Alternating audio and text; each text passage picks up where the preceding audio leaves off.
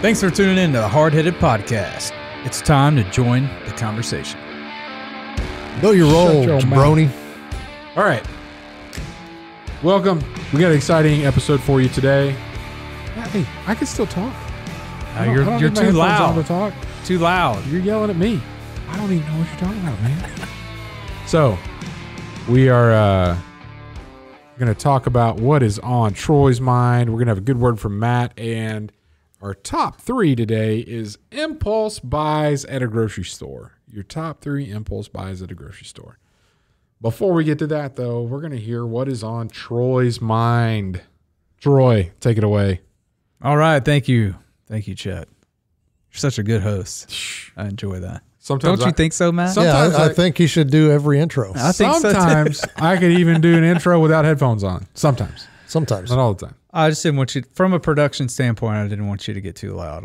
I apologize. From a talent side of things, step off. You really, yeah. He'll be in his trailer. That's the vibe I got for sure there, yeah. Oh, no, so what's been on my mind lately? So I hear time, like over and over again, different people that have been, and this stuff's been going around for the 80s, you know, or since the 80s. I've been alive since the 70s. So almost all your life. Almost my whole life, this stuff's been going on. But lately, I feel like every time you turn around, there's a news article or something. Somebody's posted about another pastor that's gotten in trouble, that's had to step down, and you know, it started with you with Swaggart.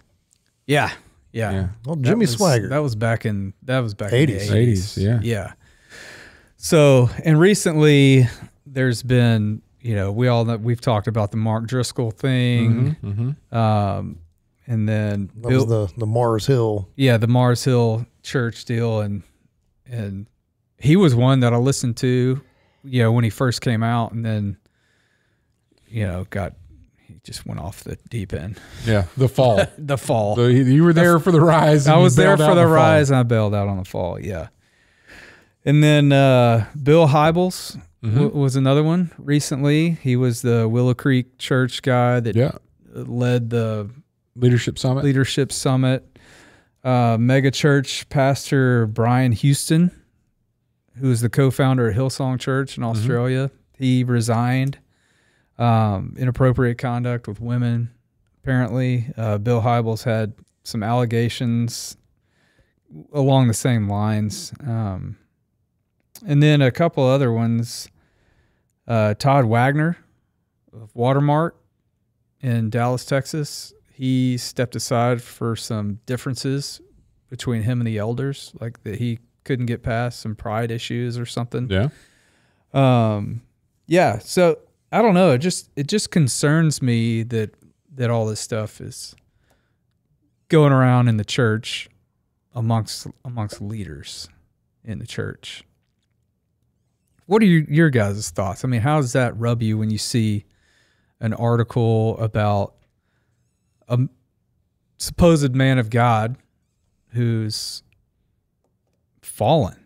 Like, and I know we're all sinners and we all fall and we all do things that are sinful, but when it's something like inappropriate conduct with women and stuff like that, how's that?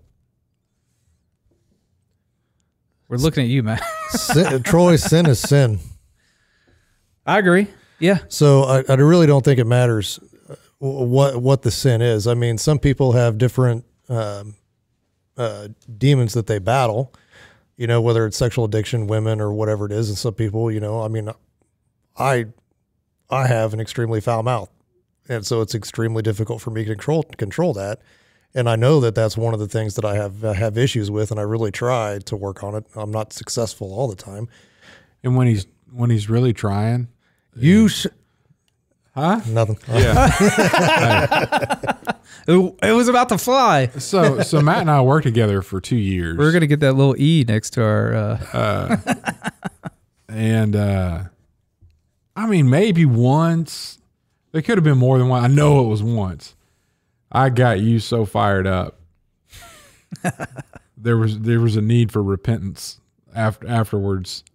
Probably for me firing you up, but I unlocked the cheat code to Matt's Swearing. extreme foul mouth. It was epic. The Marine in me took over It at did. that minute. So, It did you have a foul mouth before you were a Marine? But not really, no.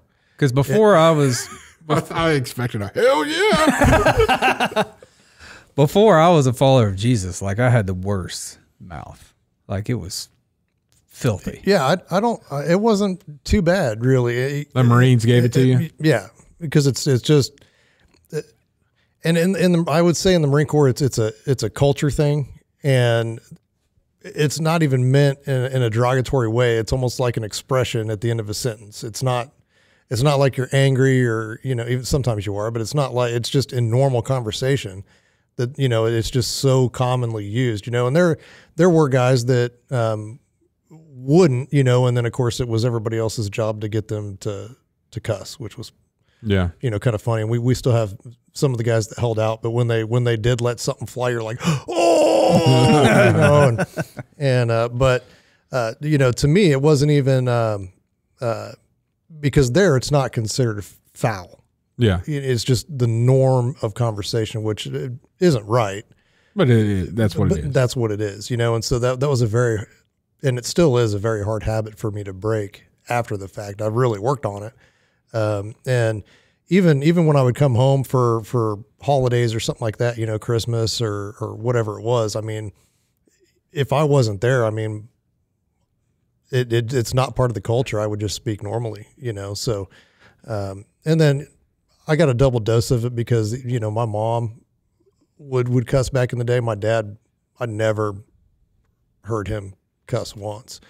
Other than I think maybe once, but I'll never forget the first time that I cussed in front of him, and we were outside shooting baskets, and I just kept missing. And he goes, "What are you doing? You don't normally miss this much." And I go, "The damn sun's in my eyes." And he goes, I was like, "Don't tell Mom," But I think that was the first one I really let fly.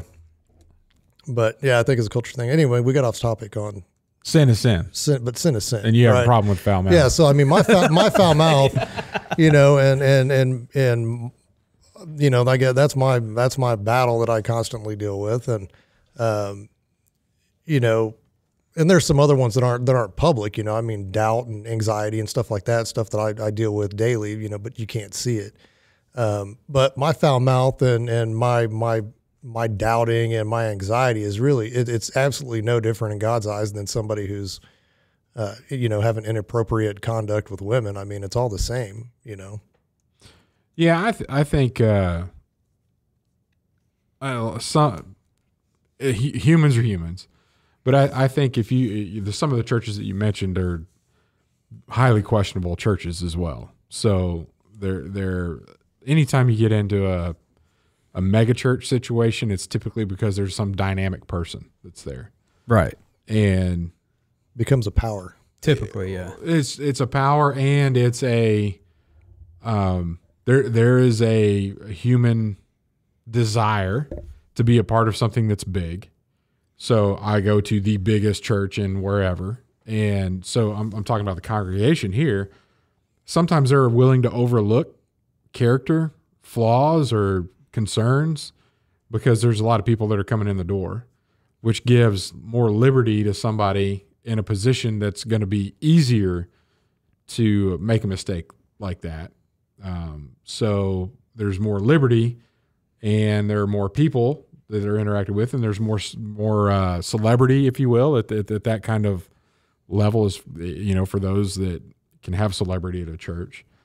The sinful nature is going to end up taking over. And if there's, conceit, if there's, pride, if there's all this other stuff, and you've got people that are just practically there worshiping the person as opposed to what the church is in existence for anyway, yeah, then you're going to be put in a position. But I can tell you those people in those positions are going to be attacked spiritually and in ways physically.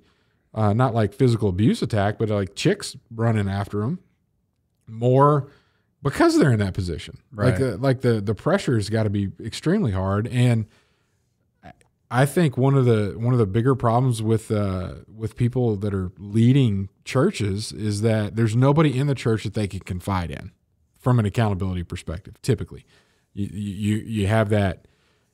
I'll just talk about it in a work setting, right? If I'm struggling with a leadership issue, like I don't know how to deal with this situation, I'm not going to go ask my employees how should I deal with this situation that I have with a rough employee that I don't know what to do with.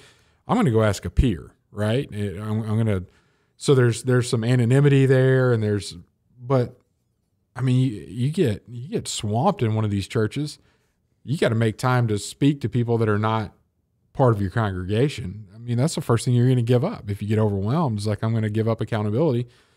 So if you don't even have an accountability partner, you're just in a tough spot. It's almost like a ticking time bomb. Something's going to happen. May not be infidelity, but something. Yeah, something's going to come up for sure. So, I think the way that we set that up, I mean, you talk about, I want somebody that's dynamic and attractive and can speak really well and is very personable and da-da-da-da-da, and you go down that list, and sometimes the lowest thing on that list is I want somebody that is true to the Word of God, and whether or not they're flashy, I don't care, right? Somebody that teaches the Word of God. And a lot of times you get the mega church, if that's what everybody's after, they're not going after that person. They're going after somebody that's flashy. Flashy, yeah. I think Tim Keller had some really good comments when he did a follow-up interview on the Rise and Fall of Mars Hill. The Presbyterians have a accountability circle, basically. I don't know what they actually call it, but it's like a group of elders in a Baptist church, but they have something, but they're regional. So if something happens in, say, Tim Keller, actually, he talks about in that episode, he got called into the committee a couple of times for some stuff that he was doing, just to figure out, like, hey, why are you doing it this way? What are you doing? We need to, this isn't how we do things. We need to talk this out and walk through it. And he did. And, he was left in the pastoral seat there at his church. So, yeah, I don't know. It just had me thinking about that. And then I came across some statistics in a southern region recently that just, it's discouraging when you think about the churches as a whole. And I'm sure if it's in this region and it sounds this bad, it's probably like that everywhere. Possibly could be. So, a study of 42 churches in this region revealed that 31 are dead or disbanded. And the ones that are dying are expected to disband within the next 3 to 5 years. The other 11 healthy churches are surrounded by churches that have died or dying and are declining. Of the 11 churches that are healthy, only 4 are growing, and the other 7 are stable. So, I don't even know the result of this. Is it, bad leadership? Is it demographics? Is it, what is it? Like, I have no answers. I have no I've got a ton of questions. I have no answers. I'm going to go off half-cocked here because it's been a long time since I've looked into it. But I can tell you just some of the things that I've experienced is you get a lot of churches don't want to change. Yeah. So if you look at tradition, and you missed out on this, you need to go back and look at our text chat. We had an epic. Dude. Oh, I know. I woke up the other morning, it's like 100 and something texts, and I just didn't have time to read them all. You got to, man. This is going to be one of the better blessings of life that you will have. I did see hymnal number 475, Victory in Jesus. Like, yes. I remember that number. Matt and I had a conversation. So Matt grew up in a small rural type church. No, it wasn't rural. It was here in town. Yeah. So yeah, because you didn't grow up in the country. I did. We had to drive all the way in because that's where the church was. Okay. Westview Baptist Church. Stop. So I grew up in a small Baptist church in central Louisiana, and so glad I did. But Baptist hymnal, like, so. Yeah, I can't remember. I can't remember exactly how it started. It was the baptistry having a painting of the whatever. Well, the next thing you know, every text was a statement to respond to the previous text, which was part of an old Baptist hymnal song. Yeah, so we just kept going until we ran out of all the songs. Like, Matt's like, and being that I've decided to follow Jesus, there's no turning back. And I said, I can hear you singing that softly and tenderly right now. And he's like, it's just as I am, without one plea. Yeah. And then I was like, since Troy isn't keeping up with any of these messages, he should take it to the Lord in prayer. And then Matt's like, well, my hope is built on nothing less. And I'm like, I have blessed assurance in that. And he's like, yeah, nothing but the blood. And then I asked him if he had his sweet hour of prayer today. And he's like, of course, because he lives. And I was like, yeah, 'tis so sweet to trust in Jesus. Oh, that's anyway, good. So that went on for 100 texts. It is well. Just back and forth. So it is well. To bring, I'm telling you, man, we did them all. I don't know if we covered it as well. I think I did. Did you, man? I think I did. I was gonna say because We'll have to go back I to the was tape on that. I was running on fumes. Yeah. There towards the end, I was like, And then I was wondering if I was repeating myself with some of the stuff. I know. I repeated one that you said too. I was like, Yeah. oh, you already said that one. I got. And then it's like, well, he named he did a part of the chorus. Well, what if I just said one part of one of the verses? But anyway, so you get back into. I think there was a pretty big break in the 90s of.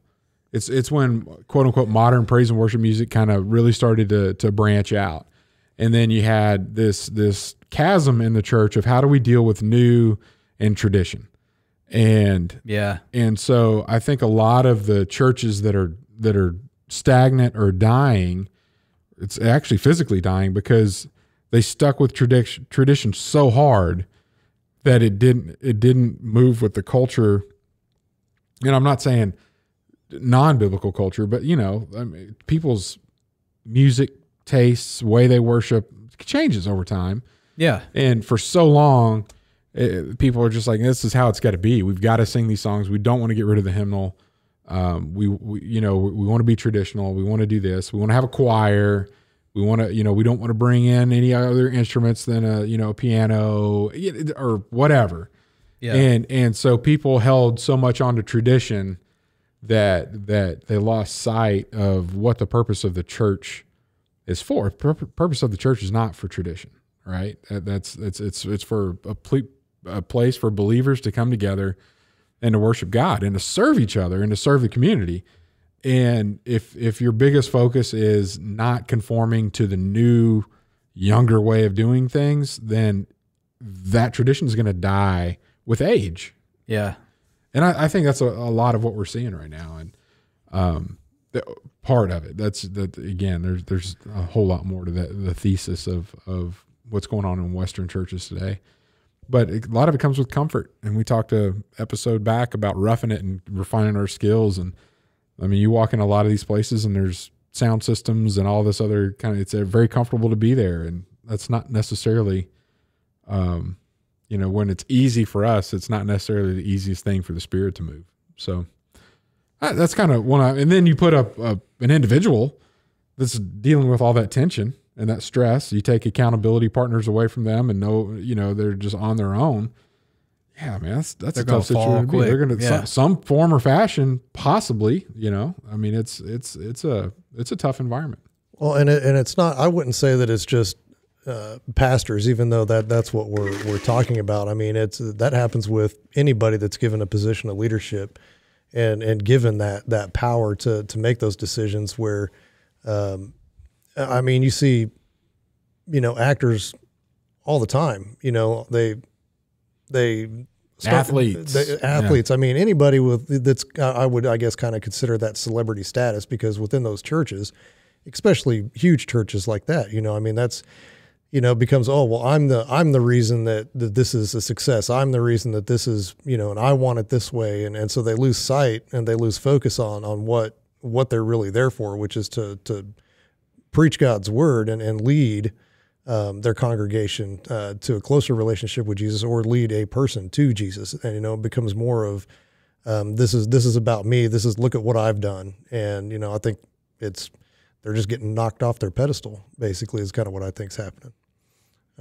You know, and that's just and I don't know, like I said, why those churches were started, but I'm always suspect of mega churches anyway, because of situations like that, because it does take a certain type of person to truly lead a huge church like that.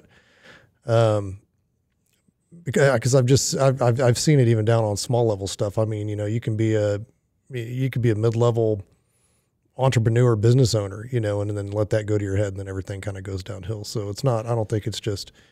It's definitely a lot more public at the bigger churches when something does go 100%. wrong. Yeah. You know, and then you've also got the other churches that, and I use churches in quotes, you know, they're the ones that everybody says should be paying taxes, you know, the ones with the, you know, private jets and you know, your prosperity gospel preachers and the people who, what was it called?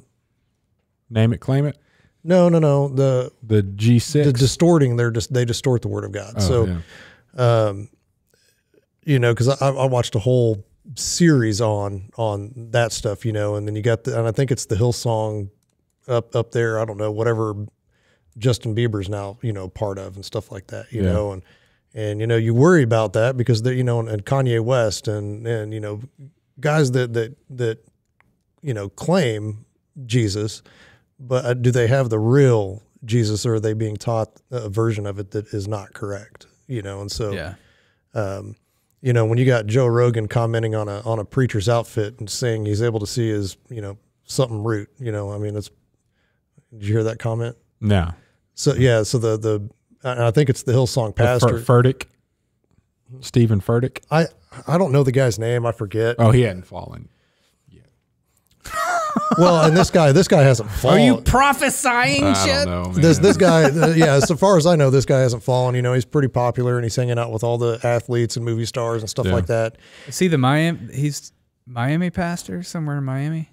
Anyway, look it up, Chet. Well, Matt's talking. Yeah, but anyway, so at the risk of Are you asking me to Google Joe Rogan sees a pastor's root? Is that what you just asked me to do? No, I wanted you to look up who the pastor is he's talking about. That's the only way I would know. That's the only But thing you said a name. You said Steven something. That's the only thing he's described. just go Justin Bieber's pastor. And so There you go. But yeah, I mean, but when you got, and I'm going to say what Joe Rogan actually said, you know, but Joe Rogan was commenting on it, and there was a picture of this pastor and Justin Bieber walking, I don't know, somewhere on the beach or out in public. And he goes, look at that. You know, I mean, you could see that pastor's dick root, you know? And I mean, and I was like, what? Yeah, that. Yeah. And I was like, what? Yeah. And that's gross. Stephen Lentz. Yeah, Stephen Lentz. And I was like, that guy's a pastor, you know? And I was like, that doesn't portray what, Wikipedia says he's an American former pastor. Oh, so maybe he gave it up. Celebrity pastor. But he's the American. He was the American leader of the Hillsong Church. Yeah. But you know, I look at stuff like that, and he was fired by Brian Houston, who then had allegations against him, and he was gone. So whatever. Yeah. Wild stuff. So yeah. My suggestion for any of our listeners that may be worried about, how do I get into a church that's not going to fall to something like that? I wouldn't go to a church that's small enough to know where you could personally know the pastor. Number one. Number two, you got to be praying for that dude. Like that's they're under so much stress. Not just him, his family. And that's a pastor of any church. Yes, absolutely. Yeah. And what better to pray for somebody that you actually know, right? I mean, so be in a church small enough to know, who the pastor is. They know who you are, and never give up praying for them. Like, yeah, and don't believe the hype. You don't need to be in a private jet at 36,000 feet to talk to God instead of being in a tube full of demons. Dude, yeah, this commercial's full of demons, and there's evidence of it everywhere. People. I mean, and I'm just saying that, if you're a man of God and you're really wanting to preach the gospel, the best place to do that would be in a tube full of demons. I mean, You know what we're talking about? No. There was Kenneth Copeland was asked like why do you fly around in a private jet? And he was like, well, you kind of, I don't even know the direct quote, but he was like, I can't fly commercial because it's a tube full of demons. well, no, he and another one, and I can't remember that guy's name, but they were talking about their private jets, and each one was comparing. Oh, well, I've got this one, and I've got this one, and I love to fly, and the church need this, so I can preach the gospel around the world. How am I going to get to all my vacation homes? But I just can't talk to God. When you're up there 36,000 feet, and I said, Lord, and Lord spoke to me, and I'm like, well, Lord gave you the Bible. That's how he spoke to you, son. But I mean, whatever. Yeah. But right. You don't have to be at 36,000 feet to pray. You can do that right here on the ground and do it for your pastors and the leadership of your church. Because I know from personal experience with my dad and my brothers, that how much pressure that they're under. And I know that my dad, now he would never admit this, but I believe he had a heart attack, and there was nothing wrong other than it was stress induced, and I was like, dude, hey, that's a lot of pressure to have all those people that you're responsible for that call you, all the time asking, you to pray for them and wanting you to talk through the problems. I said, it's a lot of weight to do that for somebody. Cause I know what it's like when people, when guys call me when they're having issues, and they might be suicidal and trying to talk them through those issues. And I know what that's like. I go, and I don't have to do that on a daily basis, and then meet these people at church on Sunday and go through the same things again. And, I go, it's a process. So pray for those pastors and leadership for sure. All right. Before we go to a break, I'll read you the direct quote because it's better than what we've described. He was in a video with one of his colleagues, and they were both discussing this. And his direct quote was, I used to fly in airplanes, but it got to the point where it was agitating me spiritually. It had become, I had become famous, and they were wanting me to pray with them and all of that. You can't manage that today in this dope-filled world. You get in an airplane, you get in a long tube with a bunch of demons, and it's deadly. All right. We're going to go to commercial break. Are you driving traffic to your website? Do you have an engaging homepage? Better yet, does your homepage have a video? We recently created a video for a client about his business and the services they provide. Since he placed the video on the homepage of their website, he has had a number of clients specifically say they decided to use his services because of that video. At Trussell Media, we help businesses create engaging videos to host on their websites, email to clients, and use in their social media marketing. Contact us if you're interested in creating a video for your homepage today. TrussellMedia.com. Fill out the form at TrussellMedia.com/contact. Let us help you tell your story through video. It cracks me up every single time. All right, we're back. We're Copeland. back. Wow. We're bringing it on back. That was a wonderful commercial. I don't know what you did during that commercial break, but we had a lot of fun. I had a here good time with you too. That was a lot of Media fun. Studios. Yeah. If you're looking for some entertainment and need some more Kenneth Copeland fun facts, go ahead and just Google COVID-19 Kenneth Copeland remix. Just go straight to YouTube and do it in the search there. I guarantee you will not be disappointed. All right, top 3 impulse buys at a grocery store. Matt. Number 3, pork butt. That's my impulse buy. Like I cannot stop by the meat section. I mean, I can be there for let's call it a package of hot dogs, and then I see the pork butts, and I'm like, Gotta have a pork butt. boop. Might as well pick it up. Gonna smoke it anyway. That was like a video game sound. Boop boop boop. That's what it sounds like when you put a pork butt in your. That's what it sounds like in when your buggy. Yeah. That's what happens when I scan it. Boop boop. Did you call them buggies growing up or shopping carts? Cart. Cart. It's a buggy. That's what everybody. Yeah, down south they call it buggy. Yeah. Up here they look at number 2. Anytime I walk by the sweet tea, I'm going to pick up a bottle, a gallon, whatever. It doesn't matter. That's the Southern in Matt. That's Sweet that tea. I mean, and I'm I'm a big fan of Red Diamond. Store bought, yeah. Yeah. And if there's Milo's, I'll stop and get some Milo's, whatever. Yep. I'm pretty okay with either one. But that's my impulse purchase. And then number one, if I'm actually in the store, which is never, I am going to stop. True story. Yep. And I will not leave without oat milk cream pies. Oatmeal cream pies. OMCP. Cookie cream pie. My 4-year-old calls them cookie cream pies. I don't know what it is about those, and it's got to be the big ones. Yeah. I know. I disagree. Dude. The ratios are off. Matt, let the record show. No.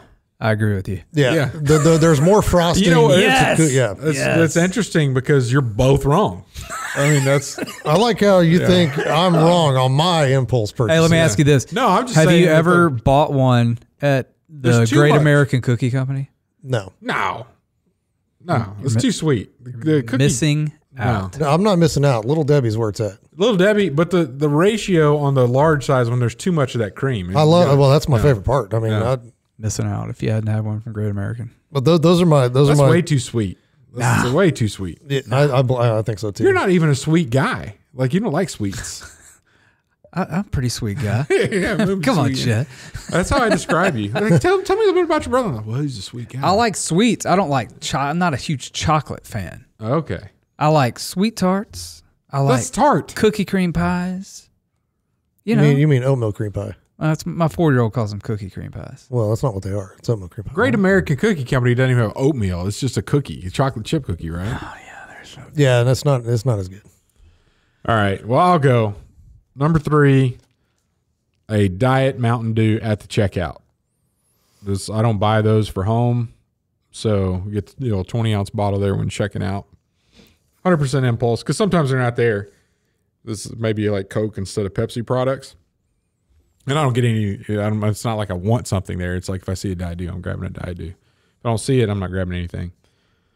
Number 2, we kind of talked about this a little bit a long time ago on cereals, our top 3 cereals. And we kind of talked, my wife has a specific, rotation of cereals that she buys. And so if I'm grocery shopping, I impulse buy something that's not in that normal rotation. I'll walk down the aisle and see whatever I feel like, what's this kind of, is this a Fruit Loops kind of impulse buy today? Maybe a little corn pop. Ooh, Golden Grams. I don't like Golden Grams. You can have But anyway. Golden Puffs.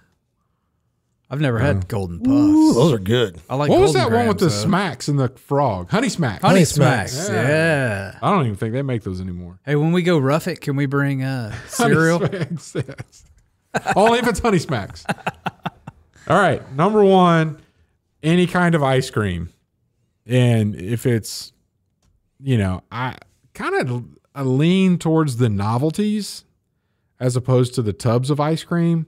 Okay. Because my kids will wipe out. Oh yeah. They will wipe out some ice cream. So if it's a novel like a drumstick or my favorite Klondike bars, then they only could get one. And we're like, hey, What would you do 4 Klondike bars for a Klondike bar? But yeah, so ice cream, some kind of ice cream. I would say that would probably make my honorable mention list, because when I'm shopping for camp and I'm getting the food for the week, I typically just go to Dollar General, but they have a really sweet ice cream section. Yeah. And I'm a huge fan of the Marathon bars now. Yeah. Those are actually really, really good. The what bars? Marathon? Oh, I've never had one of those. Yeah, they're really good. Well, anyway, yeah, any kind of ice cream, but specifically the drumsticks, ice cream sandwiches, Klondike bars. Now, do you like the original drumstick, or do you like the one with the caramel in the middle, or do you like the one that's chocolate? All the above. It doesn't matter. Just pick one. Yeah, it's a toss up for me. I'm an equal opportunity ice cream. I'm not big on the chocolate one, but I'm surprised you didn't interrupt him and say all of it. I would prefer, like if there's like 2 of them sitting right there and I got to pick, the fudge is gonna be last. Like it's gonna be the caramel over all that. Okay, so the caramel's your first. Yeah, and I like the the nuts on the outside. Give me a little peanuts. Well, you like always got those. to have that. That's on every one of those, Yeah. isn't it? I think so. Yeah. I don't know. Maybe. I don't think they come without that. I think that's kind of I'm their not sure. trademark. Yeah. I don't know. But I would like And then what's your favorite part of it? the thick chocolate part at the bottom. Yeah. With the yeah, cone in around the it. bottom of Yep, the cone. bottom yeah. of the cone. Yeah. That's good. And it's always a good thing if you ate it all and didn't drip on you somewhere, you know, because you're trying to avoid the sticky hand. Yep. Every now and then when you open it up, the goal is to try to get none of the nuts to fall off. You get all of them. Right. Man, It's an event when you, it's an event when you eat it. It's a thing. It's a Yeah. thing. You I gotta, like drumsticks. I'm gonna have to get some. You got to be gentle with it, or you knock the nuts off before you even open the package. Yep. You know, you got to be careful with that. Yeah. But you know, I think whenever the time years from now that I'm a grandparent and the kids are old enough to come over, you know, kind of where we're not like diapers kind of situation here. I'm gonna have all that stuff, you know, for spoil the grandkids. Oh yeah. Just a freezer full Yeah. of treats. Yeah. Just send them home all jacked up. No doubt. Yeah. Like, what do you like? Oh, you like ice cream sandwiches? Oh, you like drumsticks? They're like, I'll have it all. I'll just get it all in there. Mm-hmm. And then, you know, I'm going to sneak in whatever I want too. You know, oh, it's for the grandkids. That's part of it. Yeah. Just all you got to do is make sure you got cinnamon toast crunch and you're good. Troy. I don't know. We've had too much of that. No, I meant for your wife. Yeah. So yeah. All right, number 3, bag of Funyuns. If I see it, I gotta have it. And my Noah, 10-year-old, he's following in my footsteps. What is it? Funyuns? Yeah. I don't know. Like what food? What are you consuming when you eat that? Because it's not potatoes. Well, it's not onion either. Yeah, I know. I don't know. Yeah, It's it good. tastes good. Yeah. It's probably not good for you. That'll eat your mouth up. It does. It kind Like of gets the roof of your mouth. Like Captain Crunch. It's the Captain Crunch of the chip world. Yeah, it is. That's right. Yeah, got to be careful. Number 2, donut. All right, you got to be a little bit more specific. The case of donuts, Oh, okay. So like in the case. yeah. I usually get an But- eclair, like the long chocolate covered. How do you get that? Like your grocery shopping? Oh Or- no, I'm talking like Quick Trip. Oh, okay. Because this is impulse buy at a grocery Or a store. grocery store. Oh, And they have those there. I was just wondering how you got it through checkout. Like if you got an eclair at Target. oh no, I get it. Did you know Target gives free cookies to your Quick kids? Trip. Yes, I did know that. Yeah. We used to go a lot Yep. and get free cookies. Yeah. The Oh, old Target. it's not free because you're spending an extra $100 for your groceries there. Right. Exactly. Oh, but at least I got a free cookie for the kids. Yeah. Hop them up on sugar. Yeah. Take them to the toy aisle. Great idea. Mm-hmm. Number 1, Snickers bar. I get it pretty much anytime I'm A at the regular grocery store. Snickers? Sometimes I'll go with the double. The king size. You know, they have But you know, two little ones. Not like the Snickers almond? No, I'm a regular Snickers guy. Yeah, okay. All right. And sometimes if I get one that's not the regular, I didn't look at it close enough, I just grab it. Man, I get disappointed. You know, I was It's like you get that shafted. feeling like, man. Yeah, like this isn't what I wanted. Stuck. Yeah. your mom's dad, his favorite candy bar was Snickers almond. Oh And yeah, so- I do remember that. Yeah. Yeah, I was having a conversation with him one day and that came up and I just never forgot it because I like Snickers almond. Yeah. Yeah. Not a fan, but Well, anyway. you didn't like your granddad. No, that's not true. You need to learn how to like Snickers almond in his honor. All right, let's see what we got here from a good word, Mr. Matt Amos. So good word today. I'm going to kind of continue on a little further down in the chapter of 2 Corinthians where Chet was a week before last, I believe. And it kind of has a little bit to do with what we talked about today, strangely enough, actually. But 2 Corinthians chapter 4, verse 4 says, "The God, small g, of this age has blinded the minds of unbelievers so that they cannot see the light of the gospel that displays the glory of Christ, who is the image of God."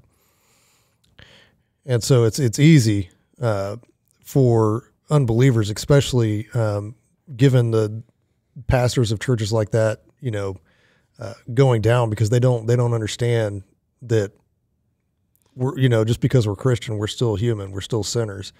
And, it's up to us as Christians to be that light and set that example and not be a stumbling block for others. And it's even more difficult, I think, today when you go out and you have a debate, and you talk to somebody and whether it's evolution or whatever, because there's differences in the church, with people that believe, the earth was, 4 million years old to those who believe it's 6,000 years old, and so, and again, the God of this age, Satan, has blinded them. And so, and I think just sticking true, like Chet was talking about earlier, sticking true to the word, not wavering, not distorting the truth, is the way to make those unbelievers see and take the blindfolds off. And so I guess that's kind of, I don't even know what a single good word out of that would be, other than, be that example for other people, be that Christ-like example to follow, and I'm the first one to say, when I go on a foul-mouthed tirade, I'm not that example. Scary. And look like a tube full of demons. Definitely. And so I realize as a Christian, that's something that I really, really need to work on, and set that example and be a better example to everybody around me, including my wife and kids. Cause there are times when I go off on that and they hear it, and after the fact, it's like, I shouldn't have done that, so, but I guess a good word light. For today would be the example.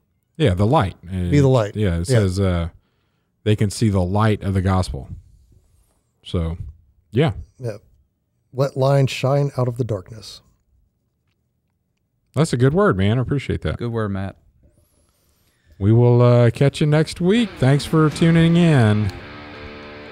Thanks for listening to the Hardheaded Podcast. Don't forget to share this podcast with others to help us get the word out. Also, if you haven't yet, please rate and review the show.